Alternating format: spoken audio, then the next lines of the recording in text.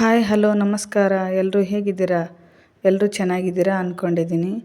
ನಾನು ನಿಮಗೆ ಇವತ್ತು ಬೆಟ್ಟದ ನೆಲ್ಲಿಕಾಯಿ ಕ್ಯಾಂಡಿ ಹೇಗೆ ಮಾಡೋದು ಅಂತ ತಿಳಿಸ್ಕೊಡ್ತೀನಿ. ಮೊದಲಿಗೆ ಫ್ರೆಶ್ ಆಗಿರೋ ನೆಲ್ಲಿಕಾಯಿಯನ್ನು ತೆಗೆದುಕೊಳ್ಳೋಣ. ಈ ನೆಲ್ಲಿಕಾಯಿ ತಿನ್ನೋದ್ರಿಂದ ದೇಹಕ್ಕೆ ತುಂಬಾ ಉಪಯೋಗವಿದೆ.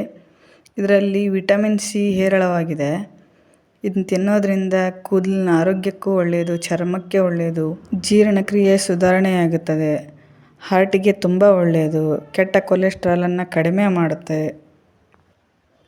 ಇವಾಗ ನಾನು ನೀರಲ್ಲಿ ಒಂದೆರಡು ಸಾರಿ ಚೆನ್ನಾಗಿ ತೊಳ್ಕೊಂಡಿದ್ದೀನಿ.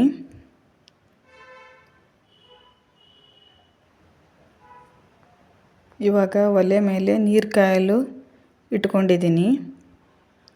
ಇದು ಸ್ವಲ್ಪ ಬಿಸಿ ಆದಮೇಲೆ ಈ ಥರ ಕುದಿಯಲು ಪ್ರಾರಂಭ ಆದಾಗ ನಾನು ನೆಲ್ಲಿಕಾಯಿ ತೊಳೆದಿರೋದೆಲ್ಲ ಅದಕ್ಕೆ ಹಾಕ್ತಾಯಿದ್ದೀನಿ.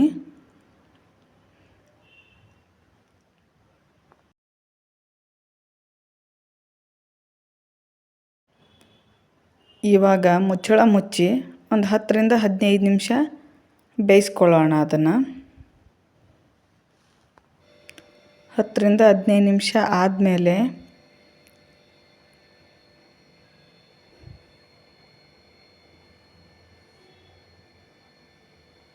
ಈ ಥರ ಬೆಂದಿದ್ದರೆ ಸಾಕು.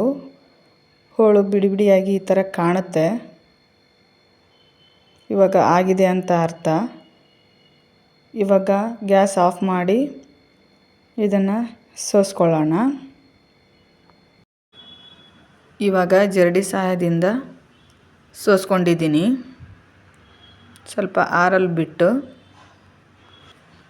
ಬೀಜ ಎಲ್ಲ ತೆಗೆದುಬಿಟ್ಟು ಹೋಳು ಬಿಡಿಸ್ಕೊಳ್ಳೋಣ ಅದನ್ನು. ಇವಾಗೆಲ್ಲ ಹೋಳು ಬಿಡಿಸ್ಕೊಂಡಿದ್ದೀನಿ ಎಲ್ಲ ನಾನು. ಇವಾಗ ದೊಡ್ಡ ದೊಡ್ಡ ಹೋಳು ಇರುತ್ತಲ್ಲ ಅದರಲ್ಲಿ ಒಂದು 2-3 ಭಾಗ ಮಾಡ್ಕೊತಾ ಇದ್ದೀನಿ.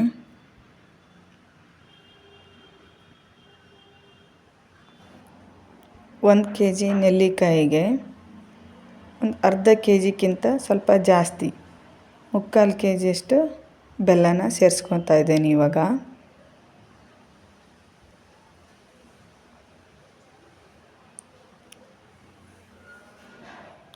ಇದನ್ನೆಲ್ಲ ಮಿಕ್ಸ್ ಮಾಡ್ಕೊಳ್ಳೋಣ. ಎಲ್ಲ ಕಡೆ ಹೊಂದ್ಕೊಳ್ಳೋ ಥರ ಮಿಕ್ಸ್ ಮಾಡ್ಕೊಳ್ಳೋಣ.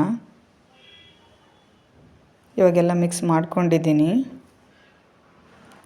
ಇವಾಗ ಮುಚ್ಚಳ ಮುಚ್ಚಿ 3 days ಬಿಡೋಣ.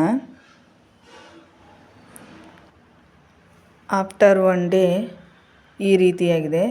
ಬೆಲ್ಲ ಎಲ್ಲ ಕರಗಿ ನೀರು ಬಿಟ್ಕೊಂಡಿದೆ. ಮತ್ತೆ ಮುಚ್ಚಿಟ್ಟು ಮತ್ತೆ 2ನೇ ದಿವಸ ನೋಡೋಣ. 2ನೇ ದಿವಸ ಸ್ವಲ್ಪ ನೀರು ಕಡಿಮೆ ಆಗಿದೆ. ಇದು 3ನೇ ದಿವಸ. 3ನೇ ದಿವಸ ನೋಡೋಣ. 3 ದಿವಸ ಆದಮೇಲೆ ಇವಾಗ ಒಂದು ಜರಡಿಯಲ್ಲಿ ಸೋಸ್ಕೊಳ್ಳೋಣ. ಅದನ್ನು ನೀರೆಲ್ಲ ತೆಗೆದುಬಿಡೋಣ. ಒಂದು ಅಗಲವಾದ ಪಾತ್ರೆಯಲ್ಲಿ ಹರಡಿಕೊಂಡು ಒಂದು ಬಿಸಿಲಲ್ಲಿ 2 ದಿವಸ ಒಣಗಿಸ್ಕೋಣ. ಒಣಗಿಸಿದ ಆದಮೇಲೆ ಈ ರೀತಿಯಾಗಿದೆ. ಇಷ್ಟು ಬಿಡಿ ಬಿಡಿಯಾಗಿದೆ. ಇದನ್ನು ಒಂದು ಬೌಲಲ್ಲಿ ಹಾಕ್ಕೊಳ್ಳೋಣ. ಇವಾಗ ಕಲ್ಸಕ್ಕರೆ ತೊಗೊಂಡಿದ್ದೀನಿ. ಅದನ್ನು ಪೌಡ್ರ್ ಮಾಡಿಕೊಂಡು ಅದಕ್ಕೆ ಮಿಕ್ಸ್ ಮಾಡ್ಕೊಳ್ಳೋಣ. ಒಂದು 2 ಸ್ಪೂನಷ್ಟು ಕಲ್ಸಕ್ಕರೆ ಪೌಡ್ರನ್ನು ಮಿಕ್ಸ್ ಮಾಡ್ಕೊಳ್ತಾ ಇದ್ದೀನಿ ನಾನು. ಎಲ್ಲ ಕಡೆ ಹೊಂದ್ಕೊಳ್ಳೋ ಥರ ಮಿಕ್ಸ್ ಮಾಡ್ಕೊಂಡಿದ್ದೀನಿ.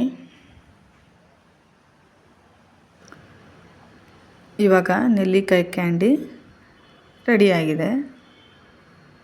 ಇದನ್ನು ಒಂದು ಗಾಜಿನ ಜಾರಲ್ಲಿ ಅಥವಾ ಪ್ಲಾಸ್ಟಿಕ್ ಡಬ್ಬದಲ್ಲಿ, ಏರ್ ಟೈಟ್ ಡಬ್ಬದಲ್ಲಿ ಹಾಕಿಟ್ರೆ ಒಂದು 6 monthsವರೆಗೂ ಹಾಳಾಗೋದಿಲ್ಲ. ಇದು ಹಸಿಯಾಗಿ ತಿನ್ನೋಕ್ಕೆ ಯಾರೂ ಇಷ್ಟಪಡೋದೇ ಇಲ್ಲ. ಅದು ಒಗುರೊಗುರಾಗಿರುತ್ತೆ ಅಂತ. ಈ ರೀತಿ ಮಾಡಿಟ್ಕೊಂಡ್ರೆ ದೊಡ್ಡವರು ತಿಂತಾರೆ, ಚಿಕ್ಕ ಮಕ್ಕಳು ಕೂಡ ಇಷ್ಟಪಟ್ಟು ತಿಂತಾರೆ. ಇದರಿಂದ ದೇಹಕ್ಕೆ ಸ್ವಲ್ಪನಾದರೂ ಉಪಯೋಗ ಆಗುತ್ತೆ. ಈ ರೀತಿ ನೀವು ಮನೆಯಲ್ಲಿ ಮಾಡ್ಕೊಳ್ಳಿ, ತಿನ್ಕೊಳ್ಳಿ. ಈ ವಿಡಿಯೋ ಯಾರಿಗೆಲ್ಲ ಇಷ್ಟ ಆಗಿದೆ ಅವರೆಲ್ಲ ಸಬ್ಸ್ಕ್ರೈಬ್ ಮಾಡ್ಕೊಳ್ಳಿ, ಶೇರ್ ಮಾಡಿ, ಕಮೆಂಟ್ ಮಾಡಿ. Thank you.